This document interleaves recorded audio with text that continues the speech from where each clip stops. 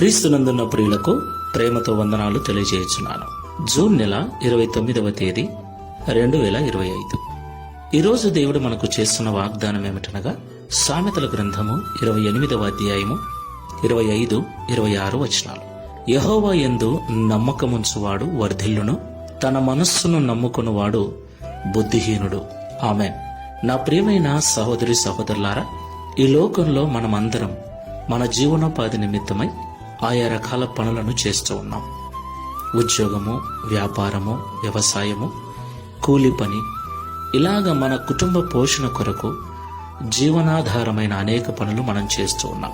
ప్రియులారా, ఈ పనులన్నీ జ్ఞానముతో, తెలివితో, వివేకముతో చేస్తూ ఉంటాం. మనలో కొంతమంది అనుకుంటూ ఉంటారు, కష్టపడకుండా ఏదీ రాదు అని.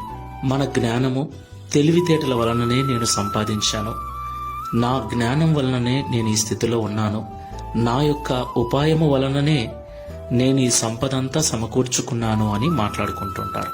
నా ప్రియమైన సహోదరి సహోదరులారా, మన జ్ఞానము, మన వివేకము, మన బుద్ధి, మన తెలివి, మన ఉపాయాలు ఎన్ని ఉన్నా కూడా దేవుని సహాయం లేకుండా మనం ఏమీ చేయలేమన్న సత్యాన్ని మనం గ్రహించాలి. అవును ప్రియులారా, ఇవన్నీ కలగజేసిన వాడు ఆయనే. కలగజేసిన దేవుని వైపు మనం చూడాలి. వాటన్నిటిని అనుగ్రహించిన దేవుణ్ణి మనం నమ్మాలి. ఆయనను మనము నమ్మినట్లయితే ఈ లోకంలో పరిపూర్ణమైన అభివృద్ధి మనకుంటుంది, మనము వర్ధిల్లుతాం.